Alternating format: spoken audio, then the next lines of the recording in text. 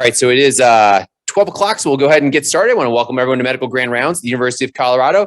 Good to be back here on the second floor of RC2, Krugman Conference Hall, encouraging everyone to continue to come back in person for as long as we can, and I think we'll be able to for the entire year. But we will keep this online on Zoom for audiences at our affiliate hospitals and also for those who can't make it in person on a given day.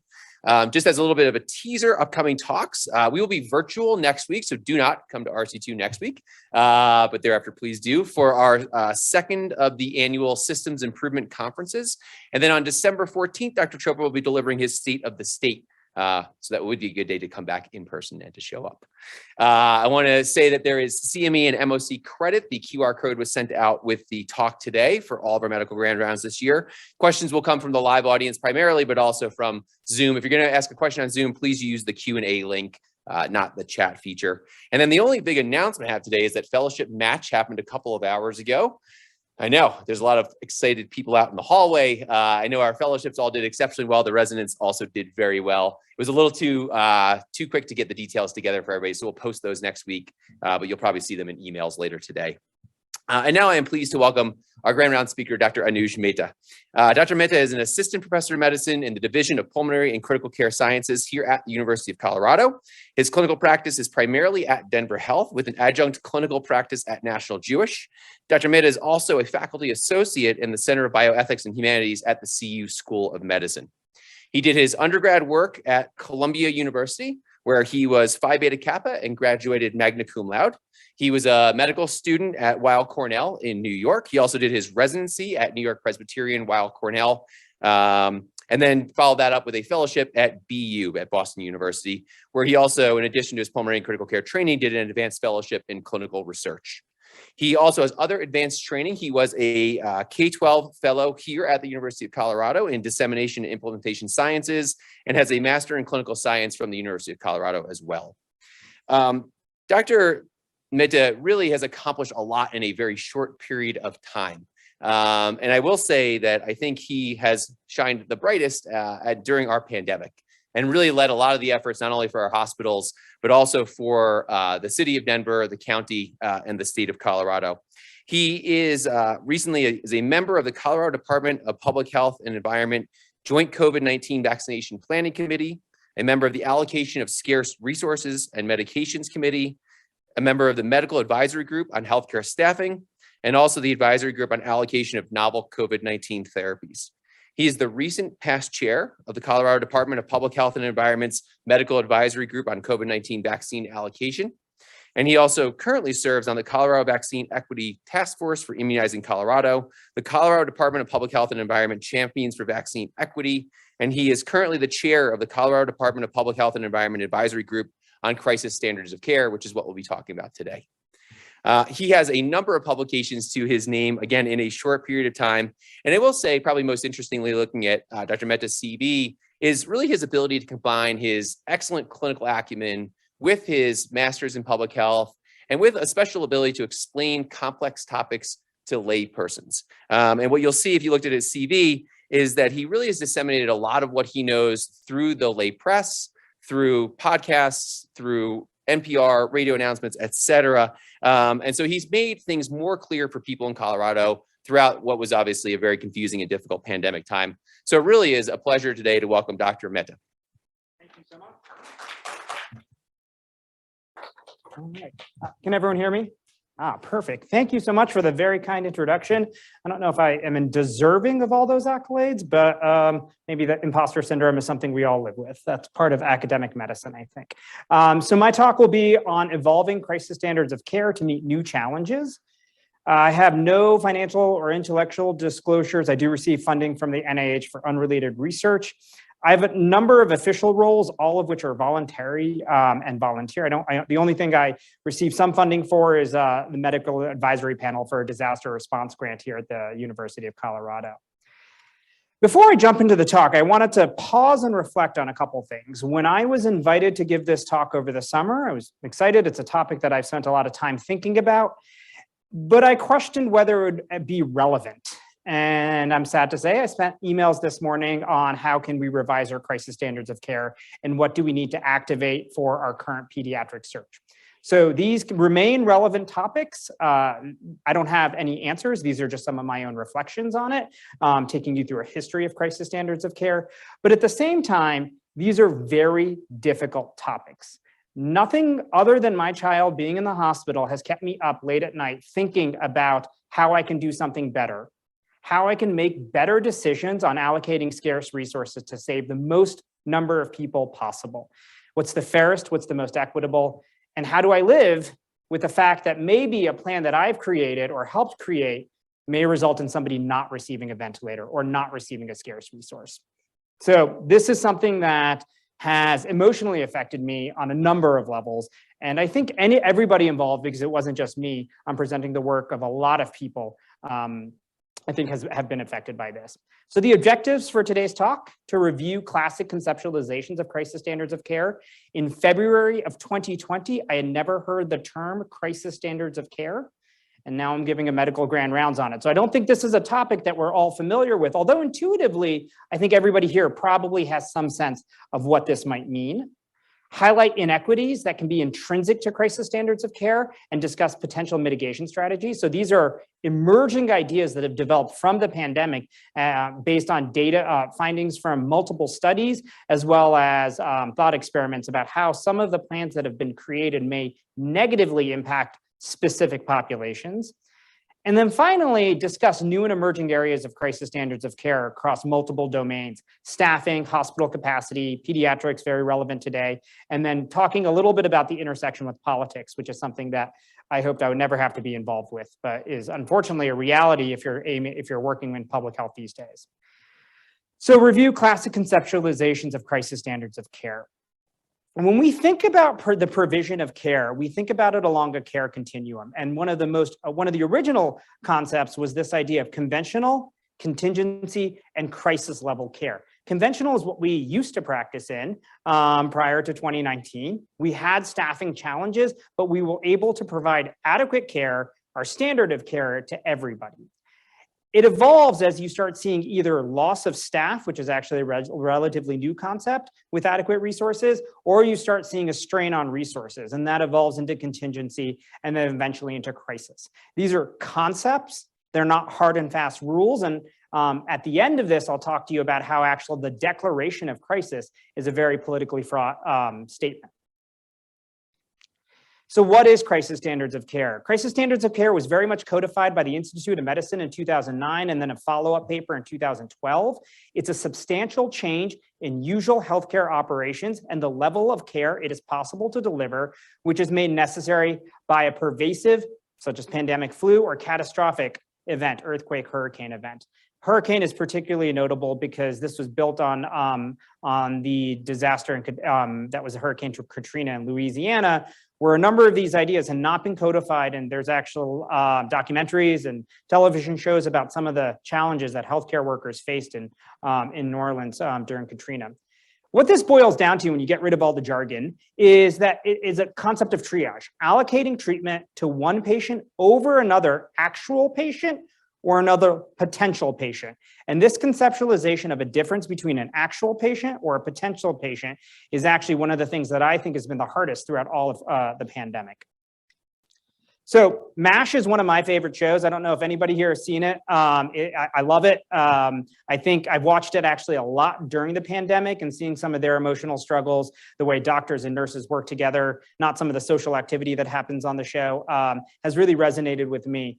But this is the classic conceptualization of triage. And there's a brief quote here, but this idea that you have a mass casualty event. And I talk about MASH because it's easier than talking about what happened in Colorado Springs, or it happened in the Pulse shooting, or it happened in Nevada. This is a little bit more palatable for me to talk about. But this idea that you have too many victims to actually provide care for all at once. So they're all showing up at once, and you have to make a decision. And in MASH, it was oftentimes wounded soldiers, and you had to prioritize who was going to go to the operating room first. And it was on two levels: who is the sickest, but you can fix, but who is also so sick that even though you had an operating room available, you were going to take other people first, knowing that that patient would die. During the pandemic, this was really focused on ventilators. And so that V stands for ventilators. And imagine a scenario where you have 2 ventilators available and you have 4 patients hit the emergency room all at the same time. I apologize for all the acronyms, but that's how we work in medicine.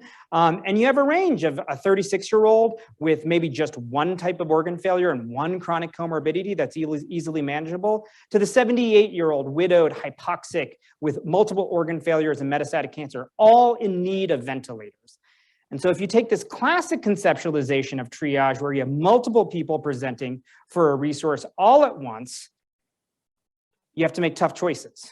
And those tough choices are to allocate based on some predetermined algorithm, those resources to some and not to others, and potentially hope that eventually you can reallocate those ventilators back into the supply chain. And the MASH example was you operate on people, you get them out, you bring a new person in, and hopefully you keep on going until you can save the most number of people. When I got involved in crisis standards of care, and as I saw the pandemic evolve, I realized that this was exactly the wrong conceptualization for what was happening in the pandemic. And what I thought was the more real and accurate version of it was far more distressing emotionally and morally. Imagine the same situation. You have 2 ventilators available, but now you have a temporal scale. You don't have everybody present at once. You have a 26-year-old single mother who's hypoxic but morbidly obese. Then you have the 78-year-old female who has metastatic breast cancer who needs a ventilator. Then you have the 48-year-old married nurse who has no comorbidities. And then you have a 36-year-old single individual with type 1 diabetes. The point is, at the beginning of the day, you have no idea how many people are going to show up. You just know that you have 2 ventilators. So how do you allocate them? Do you allocate them first come, first serve? Do you just aim for people under the age of 65, which is an arbitrary cutoff in our society for Medicare, no longer Social Security? Do you go under 40, even more restrictive, based on even further risk constraints? Or do you prioritize people more likely to survive, or people that may go on to help other people, like healthcare workers? And really, the emotional concept is here, you have a resource, and you're going to choose not to give it for a potential patient in the future. And that's where I think crisis standards of care has really evolved, and that's what the pandemic presented us. I know in Seattle and New York City, they saw multiple people suffering cardiac arrest in the emergency room, but we didn't see that so much here in Colorado, and I'm not entirely sure why, but we saw this serial presentation of people in need of ventilators and the potential for a loss of, for an exhaustion of resources. So the purpose of crisis standards of care is to provide an ethical framework by which care can be allocated, provide objective processes to allocate this type of care, to remove the burden from bedside teams and providers, although they need to be intricately involved. And the sad perspective of it is to provide expanded liability coverage for healthcare workers when they're making these life and death decisions for ventilators. Colorado's crisis standard of care plan, which I helped to author and led many of the efforts, which has gone through, I think, 6 or 7 iterations over the last 2 years. So make prioritization decisions based on the likelihood of receiving benefit. So prioritize those most likely to survive if they receive the resource. Deprioritize those unlikely to survive even if they receive the given resource. So people, if you give them a ventilator but they're still going to die, that may not be the best utilization of that resource. And then we chose to also consider additional factors when clinical factors are insufficient to separate patients. And this was actually what that's still part of the core triage algorithm within Colorado. So a clinical assessment is our tier 1. And if there's a tie, move on to tier 2, which are pediatrics, healthcare workers, and first responders. Then go to some other special considerations, and finally end in a random allocation process. And what are the principles here? Severity of acute and chronic illness should potentially be the first breakpoint. And if you can't make a decision there, then you think about concepts like reciprocity and multiplier effect, which in the setting of an infectious pandemic, if you're a healthcare worker putting yourself on the line and that's how you contracted it, this was a controversial concept because we also had to own the fact when we were making these plans that we were all healthcare workers and this was something that would benefit us. And so that was something that we really struggled with. The multiplier effect operates in tier 3. So if you take a single caregiver or a pregnant woman or other essential workers who may work on their front line in a grocery store, they're providing an essential service and they're exposed because of that. And then the lottery. So this is how we began to conceive it. This was replicated across almost every single state with certain modifications. How different states define severity of acute and chronic illness varied extensively across different states. What we came up with here, and I would highlight the words adjusted and modified because we have now resulted on not using the classic versions of these scores, but a combination of measuring acute illness and measuring chronic illness to predict in-hospital mortality. So not focused on 10-year survival, not focused on 5-year survival, but in-hospital mortality, because both chronic illness and acute illness leads to it. The details of the score we'll get into a little bit later, but this is what we arrived with in Colorado as our first and most important level by which we were going to separate patients to allocate scarce critical care resources. And it was a combination of acute and chronic illness. So objective 2, I'm going to go more into that score in a little bit. I want to highlight the inequities that can be intrinsic to crisis standards of care and discuss potential mitigation strategies. So the COVID-19 pandemic highlighted so many inequities in our healthcare system, and they stemmed from access to care, to access to outpatient care, to how different people are treated. So I can give you a couple anecdotes from the Vaccine Equity Task Force. I know a few different state representatives who identify as female and Black. And early in the pandemic, they were short of breath and they went to multiple different emergency rooms and were told they were hysterical as opposed to getting a COVID-19 test. So these are educated state representatives who can advocate for themselves and still were deprioritized in the healthcare setting based on, the presumption is based on what they look like.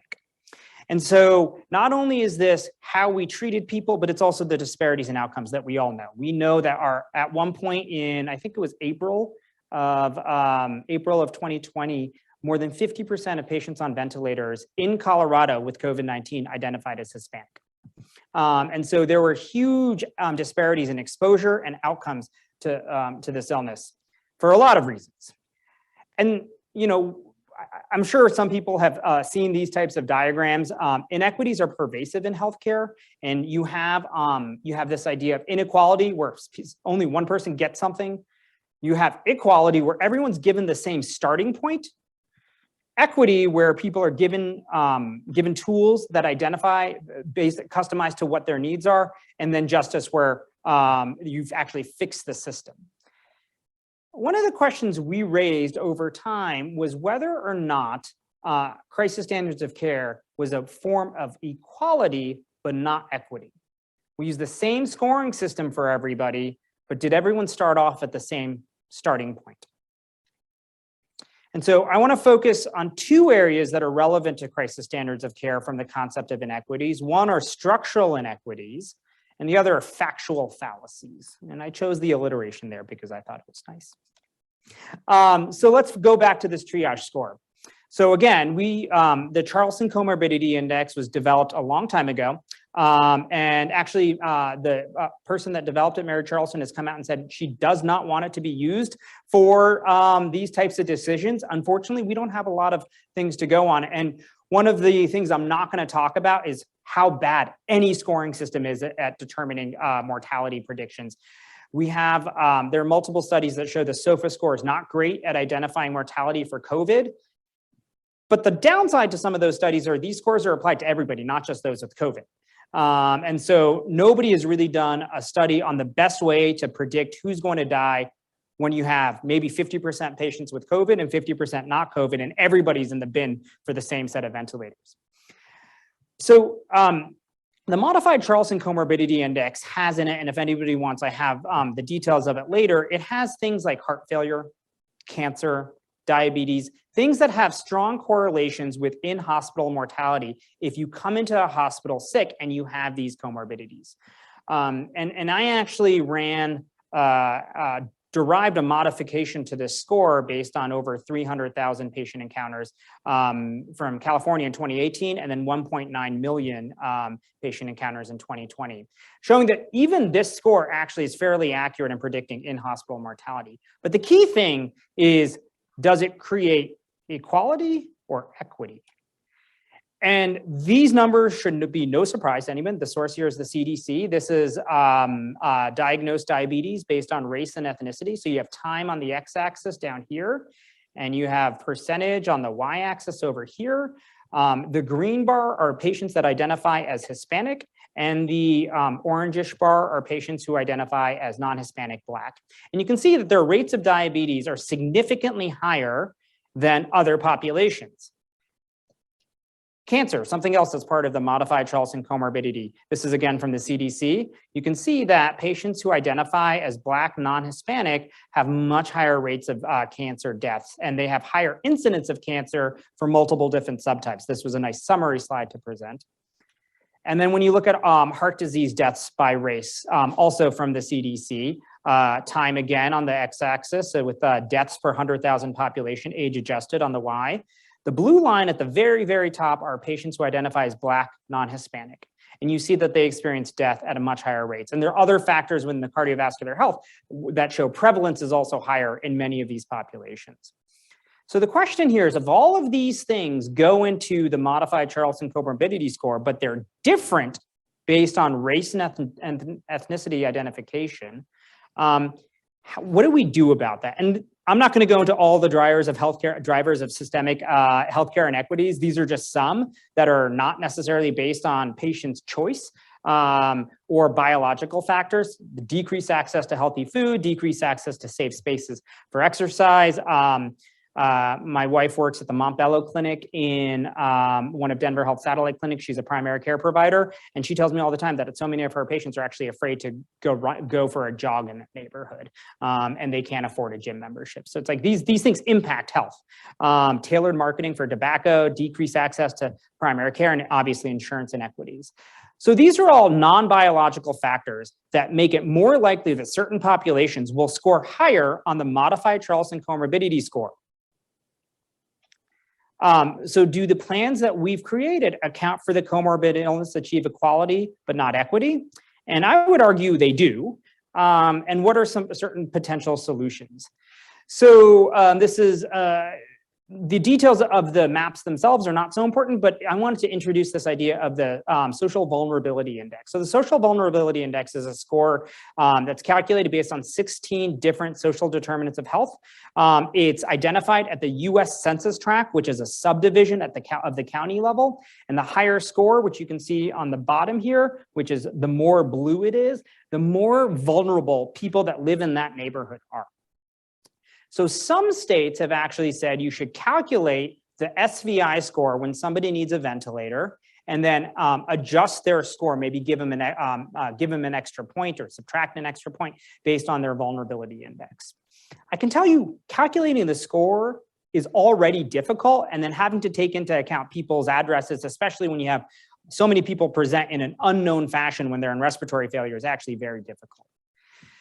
The other drawbacks are that living in an area does not guarantee that you specifically experience the same level of vulnerability. So, right, there's this is almost kind of like the ecological fallacy. You can't attribute the same vulnerability to everybody that lives in a given neighborhood. There's some census tracts that cover a very large heterogeneous population. And if you look back here for Colorado, this is at the county level over here. These are at the actual census tract level. And you can see there's large swaths of groups of area that all patients that live in those areas tend to have the same social vulnerability index, and they probably all go to the same hospital. So it doesn't create greater dispersion to be able to make decisions for different patients. And then what I think was really challenging for me is that adjustment results in allocation that may ensure more equitable allocation of ventilators, but it doesn't actually change the risk of death because these patients already have these comorbidities. And what we chose in Colorado was not to include this, mostly because we said that crisis standards of care is not the means by which to fix structural inequities. We highlighted this. We had 2 paragraphs in our document on this. It's calling on CDPHE, calling on state leaders to address these issues within Colorado, but recognizing that simply giving somebody a ventilator doesn't necessarily address any of these issues and wouldn't necessarily fix the problem. There's also factual fallacies, mostly with the SOFA score. So some studies indicate that Black patients experience lower mortality compared to other patients with similar SOFA scores. So if you take a patient who identifies as Black and a patient who identifies as white, you give them the same SOFA score, the patient who identifies as Black may have lower mortality or greater survivability. And so, but they would still be potentially less likely to receive critical care resources. And when you really delve down into some of the studies, it stems around creatinine. And we talk a lot about GFR calculations and things like that. The interesting thing here is that for the SOFA score, it's just the creatinine measure. It's not race corrections for GFR, right? It's just an absolute value of creatinine. The problem is that at this low end, that patients who identify as Black with a creatinine of 1.4, 1.5, 1.7 may not have greater predicted mortality, but they get 1 point on the SOFA score for it, versus patients who identify as white may have higher predicted mortality, but get the same score. So we thought extensively when this was raised about how do we achieve greater equity here? How do we ensure that we're not penalizing somebody for a factual fallacy, meaning you're ascribed a certain predicted mortality, but you're not actually going to experience that predicted mortality as opposed to another group. One of the ideas that was batted around, not just by folks in Colorado, but across multiple states, was an idea of taking patients who identify as Black and actually subtracting 1 point across the board. The problem is how do we identify that, right? It's based on our visual acuity or the person who's registering patients, their visual acuity, especially when it comes to respiratory failure. We identify patients. When you're in respiratory failure, you rarely identify yourself as being Black or white or Hispanic. And so we didn't think that there would be adequate identification of patients. It's also, right, the issue is not based on skin color. It's more of a genetic component that we can never measure, right? So what we did in Colorado was we made a modification. We called it the adjusted SOFA. We have no data to support this other than me calling a bunch of nephrologists and asking, does this make sense? There's so much that I think we're learning from COVID, one of which is we are really, really bad at pooling data across health systems to adequately measure outcomes, predict outcomes across different types of racial and ethnic groups. It's really hard to do across a single healthcare system. And what we did was just say that if your creatinine was less than 2, regardless of race, ethnicity, gender, or anything, you would receive no points.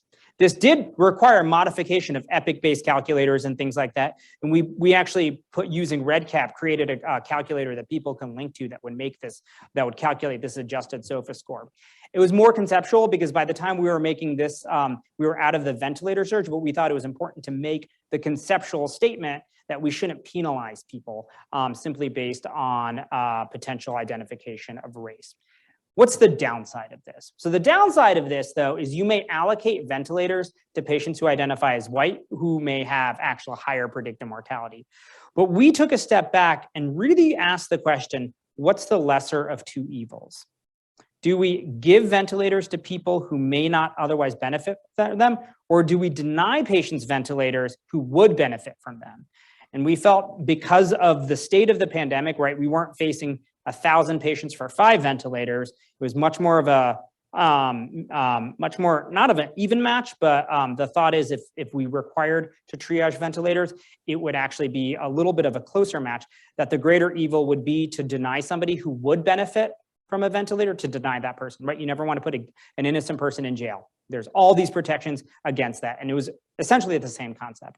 And we actually got a lot of praise for this modification because it eliminated this bias and potentially gave everybody a slightly more better starting point. Another major inequity that's built into the SOFA calculation is actually GCS. And the Colorado Coalition for Disabilities and multiple other disability groups have actually raised this, that This inherently, the GCS inherently penalizes patients with baseline disabilities without necessarily having higher predicted mortality. If you are nonverbal all the time and you present to a hospital and respiratory failure, we have no data to support that you actually experience greater mortality based on your GCS scored on the fact that you are not able to respond verbally or that you may not open your eyes. We know that if it's an acute change, that is associated with mortality. And so one of the things that we changed, and we actually had CDPHE advertise this through a HAN, was we clarified that the Glasgow Coma Score, while critical to the SOFA and important when it's an acute change, should be based on a change from baseline and not to penalize those with baseline disabilities, people living with disabilities. And that was actually something that the Colorado Cross Disability Coalition was very much in support of and felt that this adequately addressed. It's a complicated issue to recalculate SOFA scores based on these two modifications. So the actual implementation of it is still suspect because luckily we've never had to implement it. But these were two ways where we tried to address factual fallacies that led to inequities, both based on race, but also based on patients living with disabilities. So discuss new and emerging areas of crisis standards of care. And a lot of what I just talked about kind of builds up to this, because really, we're not really talking about ventilators anymore. We haven't really talked about running out of ventilators since maybe November or December of 2020. Staffing is one of the biggest problems in healthcare today. It was a problem pre-pandemic, and it will be an even greater problem post-pandemic as we see early retirements and mass exodus. I know, I'm sure everybody here is working with people, nurses, physicians who say they're understaffed. The claimed is the wrong word. They're actually understaffed. We are working with fewer resources. We have more new graduates entering the nursing field in critical areas where previously you needed 5 years of experience. So we've shifted the standard of care extensively based on shortages in healthcare staffing. And the pandemic has only made them worse. And this was recognized when right before Omicron hit. So we're in that Delta to Omicron phase in 2021 in September to December 2021. And it was recognized that excessive patient loads lead to burnout, but they also lead to worse outcomes for patients, which is actually one of the criteria for crisis standards of care, meaning that the care that you're delivering will lead to worse outcomes than pre-crisis. And there's actually really good data on this. For mechanical ventilation in hospitals that care for the uppermost echelon of the number of patients receiving mechanical ventilation, there's actually an inverse relationship with, there's a continuous relationship with mortality, meaning the more people you take care of, the higher the mortality. And we think it's a strain relationship. And this is after adjusting for all sorts of severity of illness markers and things like that. It's not just that they take care of for sicker people. And this was also shown in the COVID-19 pandemic, more importantly, that during COVID-19 surges, we saw much higher, much worse outcomes for patients, even after vaccines and treatments were developed. And these surges almost eliminated the benefits of those treatments based on this study in Annals of Internal Medicine. And so when you take care of too many patients, every patient suffers. So Colorado is actually the only state that's created a crisis standards of care for healthcare staffing that was activated twice in the last 2 years. The Colorado Crisis Standards of Care for Healthcare Staffing establishes as a theoretical concept, staffing as a fixed resource, no different than beds, which I think is a really critical and morale boost to people that are working on the front lines right now. They are a fixed resource and cannot be infinitely stretched. That rubber band will break at some point. Establishes that prolonged strain can degrade contingency into crisis. So in a mass casualty setting, you may be able to care for more patients. You can call in more people on that night. But in reality, when you have to do this for 3 months, for 6 months, for 2 years, now going on for 3 years, your care degrades, both based on burnout, but also the fact that you have an influx of new graduates. And that can push you from contingency into crisis. It describes various examples of expanded scope of practice, which I'll get into in a little bit, but and describes various creative staffing approaches and potential triggers. So what are different ways that we can think of people practicing outside of their defined scope of practice, so maybe outside of licensure and liability protections, to care for the number of patients that are in front of them. And most importantly, in my opinion, it broadens liability protections. You know, we haven't seen a drove of healthcare workers being sued or losing their license because of the number of people that they're taking care of. But I will tell you, it's the most common concern when you have a single ICU nurse taking care of 5 patients in the middle of the night, or you have an ICU doctor taking care of 20 patients when they typically take care of 10, or you have a hospitalist taking care of 30 patients by themselves, right? The biggest concern is that they're going to make a mistake. The biggest concern is they're going to make a mistake, and that's going to impact the patient that they're caring for. The second and third concern are actually about protecting their own liability and licensure. What does this not do? So it doesn't create more healthcare workers, and that's the fundamental problem here, is that we need more healthcare workers to achieve the mission that we've all set out to do. It doesn't create mandatory caps for crisis. It doesn't say that, okay, after you're an ICU nurse, after you take care of 5 patients, you can take care of no more in a given day. And it doesn't create automatic triggers for enacting crisis standards of care. And I'll get into automatic triggers in a bit.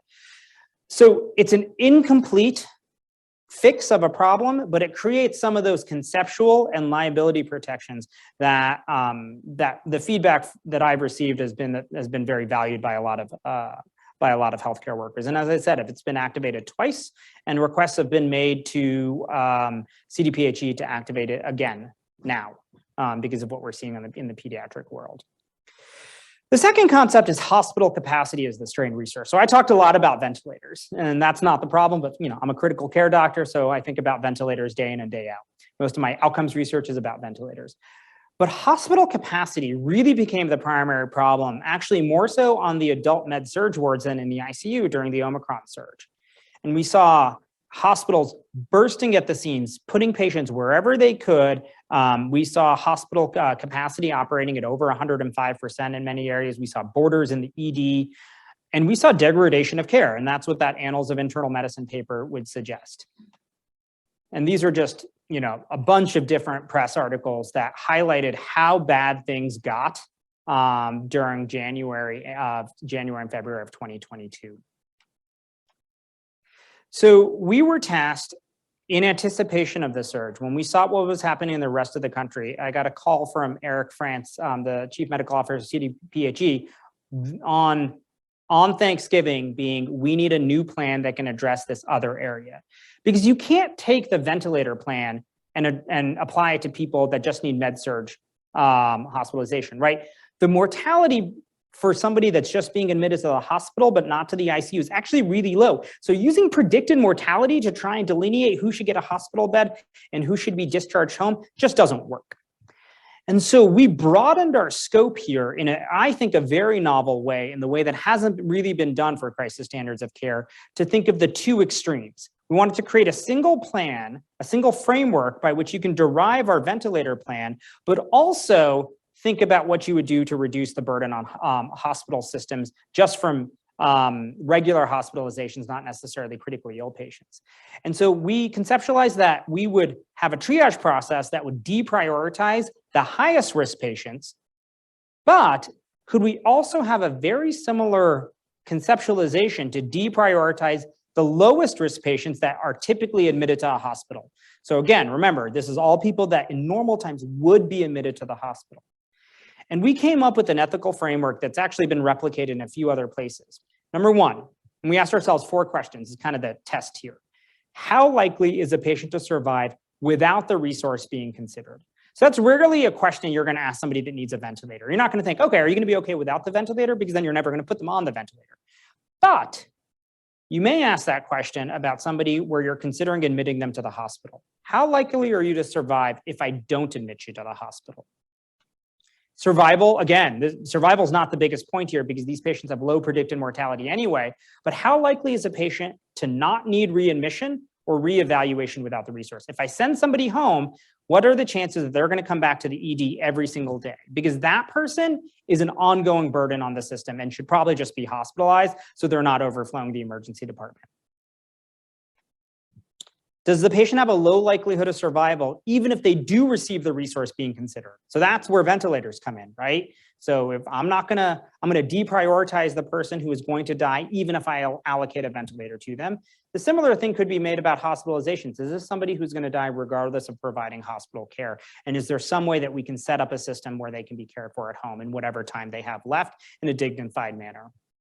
And the fourth question is actually the thing I'm most proud about in all of crisis standards of care, is this concept that does a patient have realistic access to an alternate care path? And if they are triaged to it, do they have access to outpatient care, including follow-up, equipment, supplies, and medication? And I'll explain why that is something that I take a lot of pride in. When we think about decompressing hospital systems, again, not focusing on ventilators, it's really an exercise in shifting our risk tolerance. So inpatient hospital capacity is a function of emergency department inflow. Yeah, there are hospital transfers, there's surgery, but during this time, most outpatient procedures were suspended and transfers were actually at a minimal. So it's a function of inflow from emergency departments and a function of outflow based on treatment completion, which is the typical point at which we discharge people or transition to home therapy. And then with smaller buckets going to outpatient care based on discharges from both the emergency department and after treatment completion from an inpatient stay. And this was the imbalance that we were experiencing during the Omicron wave. You can see that the inflow line is much bigger intentionally than all of the other lines. And so we had a huge inflow, but we were unable to outflow. That was a combination of the fact that patients were needing prolonged hospitalizations, but also because we had nowhere to send them. Our skilled nursing facilities, our long-term acute care were unable to take these patients because they themselves had staffing shortages.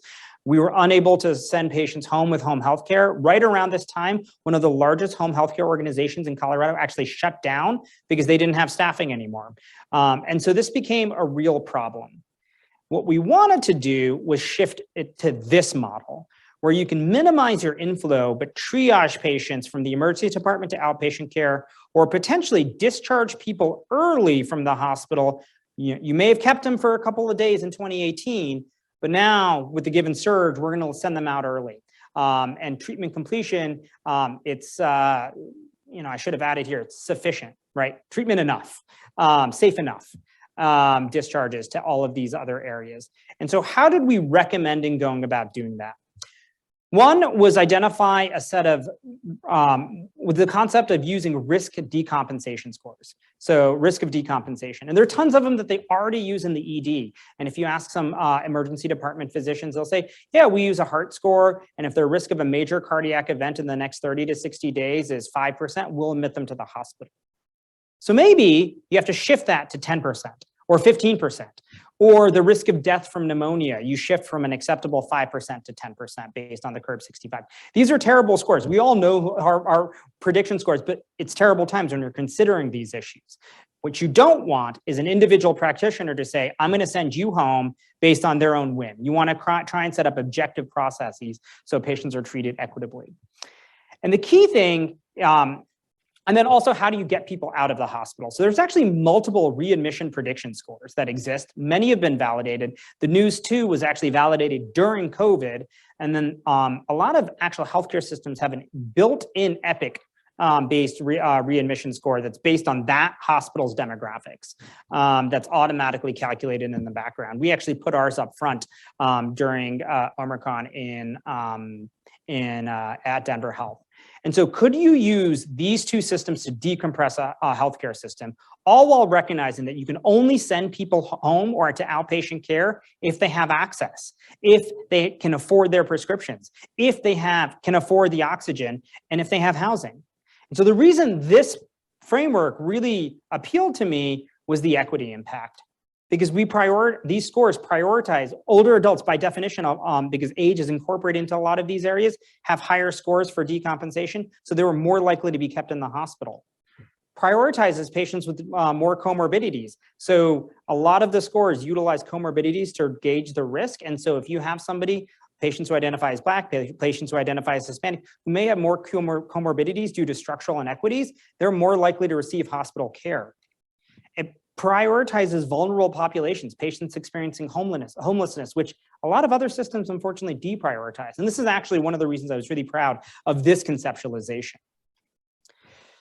Pediatrics, I'm only going to briefly touch on, but we're in the midst of it now. And so that's an evolving area of crisis standards of care because we think we have bad prediction scores for adult medicine. It's even worse for pediatrics because every 3-year-old, 4-year-old, they all need different prediction scores. When you talk about congenital issues versus acquired issues. So there's all sorts of efforts now to expand capacity in children's hospitals, expand pediatric capacity on pediatric units in mixed hospitals, shift adult healthcare workers onto pediatric wards to expand staffing, and shift pediatric patients onto adult units. And Dr. Chopra and I were just talking about the fact that we're admitting adolescents now to our ICUs and general medicine floors because we have to help out our pediatric colleagues, but honestly, it's a drop in the bucket since the vast majority of the pediatric populations being hospitalized are under the age of 4, which I'm really useless at helping with. This is actually a really interesting paper from CHEST. It's PICU and the MICU. It not only talks about some medical algorithms, but also kind of different care models. If anybody's interested, it's a really good read written by some very good people. So what we've implemented at Denver Health and what we've actually made a recommendation to Colorado, North Dakota, South Dakota, Utah, and Wyoming as part of the FEMA Region 8 is that children are not small adults, but adolescents may be close enough. So weight-based dosing, you really don't have to do when they're over 40 kilos and over the age of 12. Most supplies are based on size, not age. ACLS is recommended after puberty, and many adolescent conditions can actually be managed very similarly to adults, and these are just a few of them. And so this is a very viable solution to expand pediatric capacity. The downside is we're about to see a surge in the adult world. And so this is not, we're getting hit from all ends here. The last thing I wanted to talk about, the least thing I wanted to talk about, but something that unfortunately I've had to deal with a lot over the last 2 years is this intersection. Crisis standards of care planning happens, I think, with the best of intentions by really good healthcare workers. And the people that I've had a chance to work with, like Matt Winia, Steve Cantrell, Barbara Statland, a lot of other people, Eric France at CDPHE, none of them are politicians. Eric France is a political appointee, but he's a doctor. We had nurses, we had respiratory therapists involved in all of this. But this is where implementation lives. There are good things associated with this, and there are bad things. So the good thing is that there are alternative approaches to crisis standards of care. Executive orders, public health emergencies. And actually, on November 8th, Governor Polis issued a new executive order that expanded all of the COVID provisions to all respiratory conditions and specifically expanded the scope of practice for advanced practice registered nurses, so NPs. So NP education is age specific. You get a degree in adult acute care, family medicine, or adult primary care or geriatrics, but expands their scope to be independent of that and actually expands our scope of practice as physicians to be independent of board certification. So that doesn't affect hospital credentialing, but it really does kind of describe what's legal. There are limitations in triage approaches based on the Office of Civil Rights. I've had numerous conversations with them about what happens when you deprioritize older adults like Louisiana and Mississippi. What happens when you deprioritize patients living with disabilities like some of the same states. And you're not allowed to do that based on legal issues. And then there's a huge political cost of crisis standards of care activation, which is we saw many hospitals making these tough decisions in the absence of guidance from state and federal governments. And that's because there is a major reluctance to talk about these things. So that's the end of my talk. Really, I hope that I've taken you through where crisis standards of care started, what some of the key issues are, where inequities live in it, because I think that's one of the biggest factors, and where this conversation is going, because we're not going to leave this area of constrained resources, I think, for a very long time. I wanted to thank all of the Department of Medicine leadership for inviting me and all of my mentors. I couldn't put up the people that have helped in developing all of these. Literally, it's a list of over 30 people, but it's a fantastic group to work with. So thank you very much, and I'm open for questions.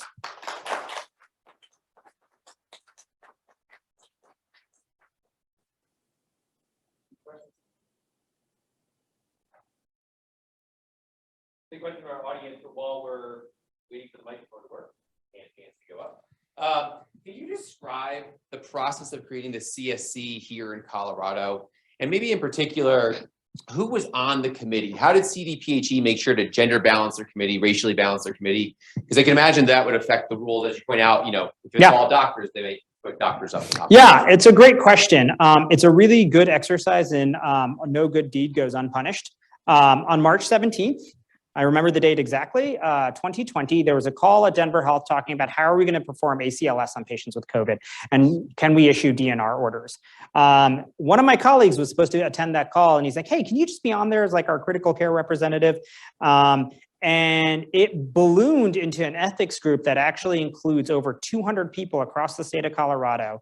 It's called SHARE, Colorado Healthcare Ethics Resource, founded by Barbara Statland.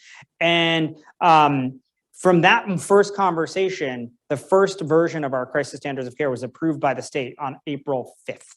So it was a really, really rapid process. And what we did was Steve Cantrell, who is actually a GERC member. I'm not going to get into all of the kind of legalities here because that would take a long time to do. But the GERC is an advisory group to the governor, and they have the ability to convene medical expert panels. So he was the one that chose people, but we actively talked about gender balance.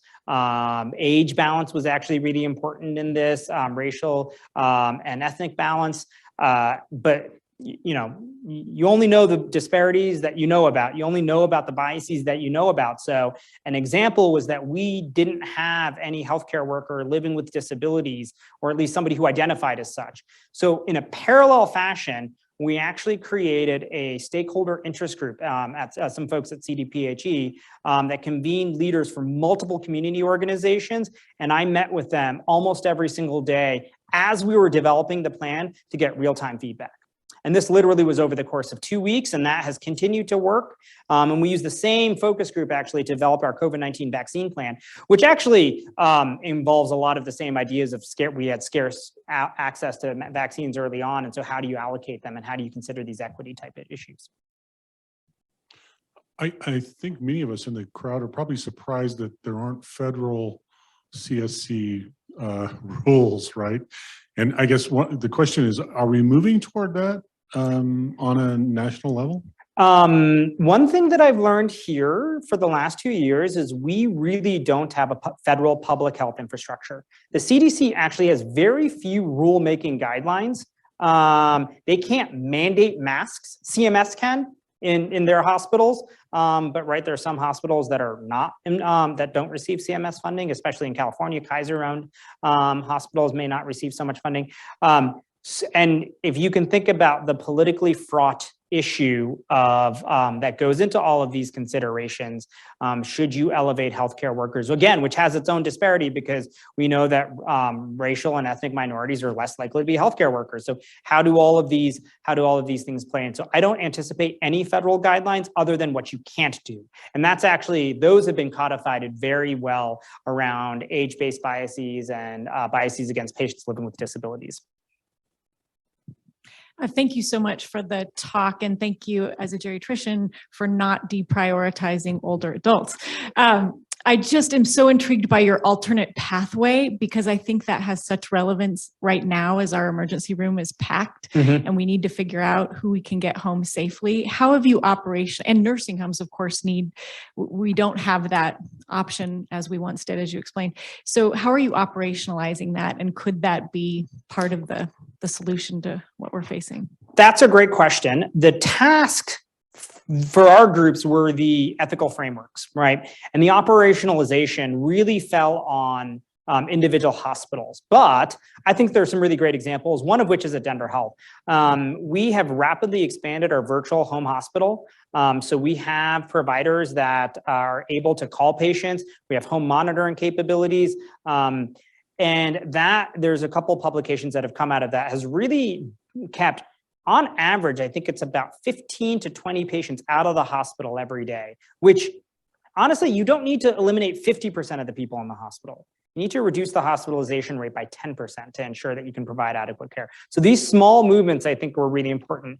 I think liaising with DME companies, so supplying oxygen to people that can't afford it, is something that I think has been really important, and we've really advocated for payment from the state. This most recent executive order has also highlighted that any sort of transfers between hospitals, so to decompress one hospital that's overwhelmed, for any respiratory condition has to be considered in network regardless of which hospital you go to. And there's been a strong push to eliminate balance billing in this executive order. So it makes it more palatable to move people between health systems. And then one of the other ways that this was, I think, codified was that the Colorado created the combined hospital transfer system that was operated out of CHA, the Colorado Hospital Association. There were multiple tiers, the first of which was pairing big hospitals with small rural hospitals. And so maybe you can facilitate transfers. And eventually, during the bad parts of Omicron, they just took over all hospital transfers to try and decompress EDs and know where capacity existed in the state. The story of its success is yet to be determined, I think. I think what it highlighted, though, is we are really bad at having situational awareness of where we have capacity in our healthcare system. UC Health may have a good sense, Denver Health may have a good sense, Centura may have a good sense, but we're really bad across the state at seeing where we have beds, where we have ventilators, where we have pediatricians, and that is something that I think really needs to evolve based on how we report, capacity to the state and collect that data and utilize that data in real time. Anuj, your energy and leadership on this has been admirable and absolutely exhausting. So compliments. The criteria that you and the group came up with are obviously, as best possible, quantified, and you've been able to provide some metrics around them. And they avoid some of the most controversial areas, and that is decisions around individuals who have, for reasons either personal or otherwise, have foregone public health measures, including vaccination, on the one hand. And then at the back end is patients that we end up with in ICUs for weeks to months who are no longer deriving benefit from particular prolonging therapy, where there is a disinclination to just continue care for whatever reasons. Those are where the resources get chewed up. And I know that you thought about this personally, and I wonder if the literature guides you in any way. It's a great question. Thanks so much for that, Ivor. So how do we deal with people that have ongoing resource utilization with minimal benefit? We actually have 2 whole pages in our crisis standards of care on reallocation of resources. And if you think about that original graph, I showed kind of the ventilator moving back into the supply chain. That could be because people get better. It could be because people die, or because you have set systems to reallocate, which we had some recommendations around. Those are really hard and they're really controversial, obviously, because you're taking a ventilator from somebody whose family still wants them to be on the ventilator. But sometimes you have to make those really tough decisions. Not all hospitals have policies about non-beneficial care, but I think a lot of hospitals are moving towards that. And I think it's an important area that we all have to think about as we continue to face staffing and resource constraints probably for the next 5 years, that we really do need to define what that means for all of us and create operational ways. Because we have to recognize that, no family member wants to watch their loved one die. And some family members can't. Or some people are unidentified and have nobody to advocate for them that they wouldn't want this. So I think that's really critical. The public health side, I've had endless debates on whether or not, once vaccines were available, whether patients who chose not to be vaccinated for whatever reason should be deprioritized from receiving a ventilator. There's a lot of arguments on all ends, but in healthcare in general, we're not punitive, right? We're not punitive for personal choices other than so far as, if you waited a long time to come to the hospital and you're much sicker, you may be deprioritized because your SOFA score is higher. But besides that, we weren't deprioritizing patients who chose to smoke. We weren't deprioritizing patients who chose not to receive a flu vaccine. And so I felt, and was able to convince the majority of people in the group, because we took votes about this, that would be a major shift. The other issue is that, I think the pandemic would have looked very different 15 years ago. The way artificial intelligence algorithms on social media work is if you click on one anti-vax story, the next 10 you receive, not because that's what you might be interested in, are going to be anti-vaccine stories. And it's a ball that just gets pushed down and it rolls down the hill. So some people may not have started down that road unless they were presented with a ton of information, not went out and sought it. But that's how all of these media interfaces work, is they try and prioritize everything you see subsequently based on that one thing you clicked on, and you're almost penalized for it. So if you choose not to be vaccinated because of that, or if your doctor tells you not to get vaccinated, if you live in Florida, if the Surgeon General of Florida tells you not to get vaccinated, how can you blame the individual person for that? So that was our thought. The other thing is that all of these allocation supply situations really apply to everybody. So if I chose not to get a COVID vaccine, but I present with streptococcal pneumonia, should I be deprioritized? And how do you integrate all of those things? That's great. There are a number of other questions, but I think we are just out of time. So Dr. Mehta, thank you very much for your talk. Thank you so much.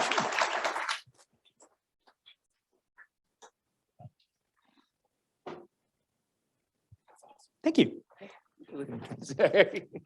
Still on the mic.